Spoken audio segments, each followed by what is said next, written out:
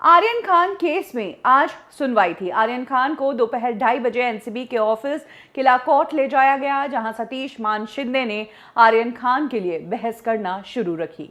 इस मामले की जो सुनवाई है वो काफी लंबी चली। अभी हियरिंग पूरी हुई है और 3 मेन पॉइंट रहे हैं बहस के। पहला पॉइंट तो ये कि आर्यन अपने ही एक बयान के कारण फंसा और उसी के उस बयान के कारण अब एनसीबी की टीम उसकी कस्टडी और कुछ दिनों के लिए मांग रही है। एक्चुअली आर्यन ने इंटरोगेशन के दौरान अर्चित करके एक शख्स का नाम लिया। अर्चित को आज ही एनसीबी ने अरेस्ट किया और कोर्ट में उसे पेश किया और उसकी 2 दिन की कस्टडी ले ली।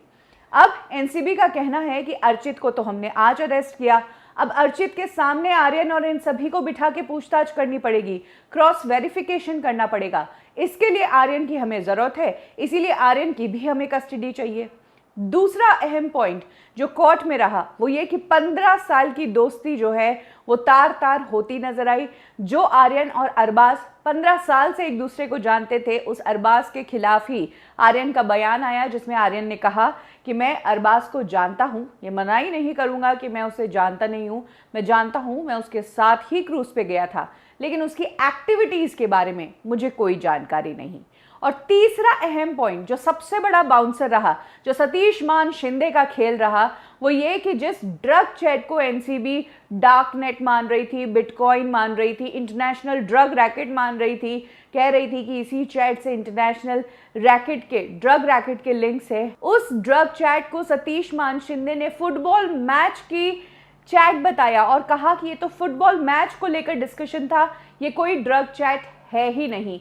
ये 3 अहम डिस्कशन रहे। सतीश मान शिंदे इस बात पर जोर देते रहे कि ऑलरेडी 5 दिन और 4 रातों की कस्टडी दे चुके हैं, ऐसे में अभी तक आपकी इन्वेस्टिगेशन नहीं हुई, ये किस तरह की ढिलाई है। और ये भी कहा कि आर्यन से पिछले 2 दिनों से कोई इंटरोगेशन ही नहीं हुई, क्या डेवलपमेंट हुई मामले में उसकी भी कोई खबर नहीं आई।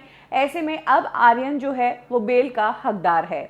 फिलहाल के लिए कोर्ट ने जो ऑर्डर पास किया है उसमें कहा है कि एनसीबी की कस्टडी नहीं देंगे, आर्यन को जुडिशियल कस्टडी देंगे। तो इस लंबी हियरिंग के बाद सतीश मान शिंदे का स्टेटमेंट आया है, जिसमें उन्होंने कहा है कि कोर्ट ने 14 डेज की जुडिशियल कस्टडी तो दी है, लेकिन वो यहीं हार नहीं मानेंगे। वो आर्यन के लिए फ्रेश बेल अप्लाई करेंगे।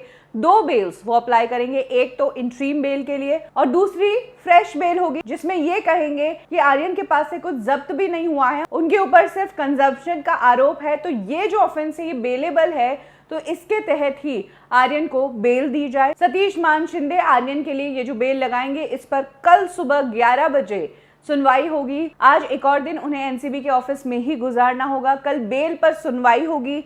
अगर बेल एक्सेप्ट हो जाती है तो आर्यन खान घर आएंगे, लेकिन अगर बेल रिजेक्ट होती है तो अगले 14 डेज आर्यन खान को जुडिशियल कस्टडी में ही बिताने पड़ेंगे।